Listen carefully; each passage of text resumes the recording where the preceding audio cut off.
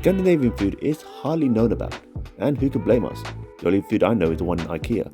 Does that even count? Nevertheless, the gang and I decided to visit KoD, a Danish steakhouse in Soho, London, which had some lovely decor when you go inside, and you're greeted by over-friendly Scandinavians.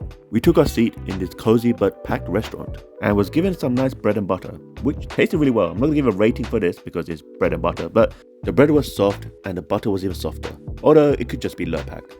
But the first starter we started was langoustine tortellini. Langoustine is like a Norwegian lobster, which is the first time I ever had, and this tasted pretty good.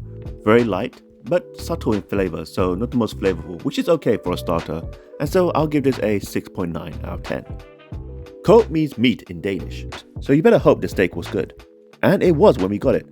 I got myself the fillet, and this was actually great. I don't think the cow was from Denmark, as I couldn't taste the high tax rate, but this was cooked to near perfection.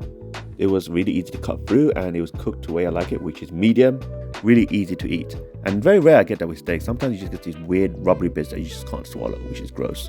And this carrot puree, for some reason it works. I can't explain why it works, but you're just going to have to trust me that it did really complement the beef. The sides were great, nothing to mention. There's some chips, which I'm pretty sure was also cooked in Lurpak. A little tomato salad here. So I'm not going to rate that, but the steak itself, I'm going to give this probably one of my highest score, which is an 8.9 out of 10. Although, side note, I got it with this chimichurri sauce, which was really nice, but the friends on the table all said the béarnaise sauce was the real winner. And I tried it, and I'm glad for my cholesterol I didn't have it, but it was beautiful. So probably with that, it could have been 9.1, 9.2. Then we finished the night off with a creme brulee, which I know is a bit hypocritical because I was talking about my cholesterol, but when I say creme brulee, it has to be done. That's my favorite dessert alongside cheesecake. If you have a creme brulee cheesecake, it's over for me. Might as well not order anything else, I'll just have that.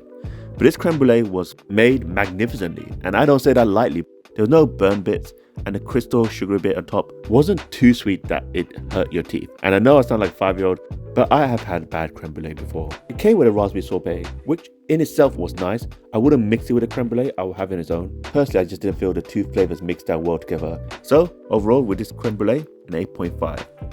I'm a bit surprised this random Danish steakhouse is now going to be one of my go-to places for steak.